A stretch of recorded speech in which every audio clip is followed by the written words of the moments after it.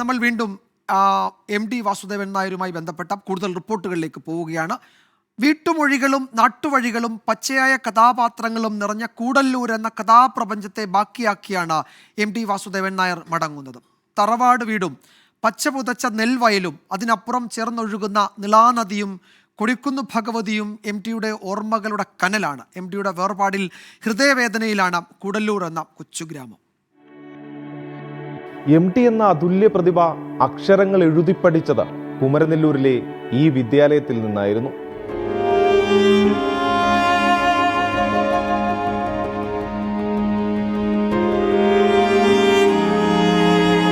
തൂതപ്പുഴയും കുന്തിപ്പുഴയും ഒത്തുകൂടുന്നിടം കിഴക്കുമുറിയെന്നും തെക്കുമുറിയെന്നും വടക്കുമുറിയെന്നും പടിഞ്ഞാറുമുറിയെന്നും 4 അടരുകളുള്ള കൂടല്ലൂർ ഗ്രാമം MTക്ക് കൊടുത്ത കഥകൾക്ക് കയ്യും കണക്കുമില്ല. എറിഞ്ഞ വിത്ത് എന്നും 100 മേനി വിളഞ്ഞു.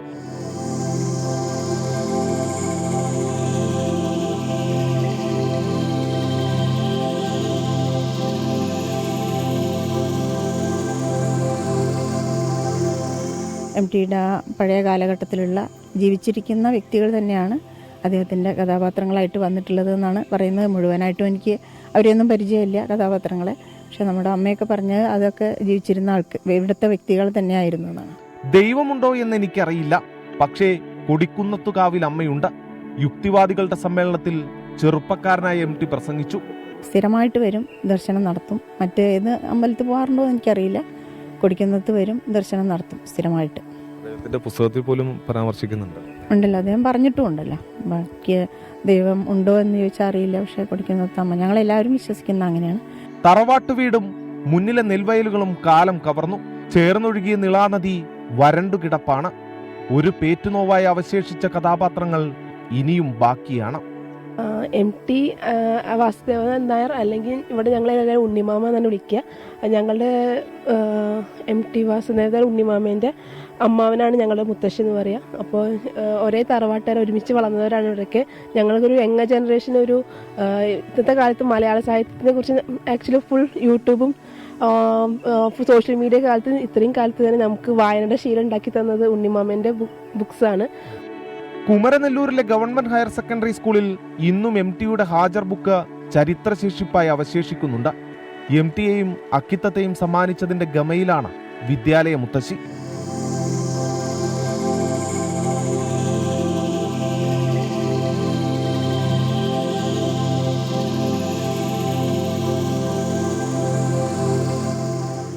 ഞങ്ങൾ അദ്ദേഹത്തെ സ്മരിക്കുന്നത് പറഞ്ഞാൽ അക്ഷരലോകത്തിന് ഇത്രയും വലിയൊരു നഷ്ടം, തീരാ നഷ്ടം അതായത് ഈ വേളയിൽ നമുക്ക് പറയാനുള്ളൂ. ഈ സ്കൂളിന് ഒരു താങ്ങാനാവാത്ത ഒരു വിടവ് തന്നെയാണ്. എന്നും ഇന്ത്യക്കകത്തും പുറത്തും Kumaranellur government higher secondary school അറിയപ്പെടുന്നത് MTയുടെയും അക്കിത്തത്തിൻ്റെയും പേരിലാണെന്ന് ഈ അവസരത്തിൽ പറയാൻ ആഗ്രഹിക്കുക.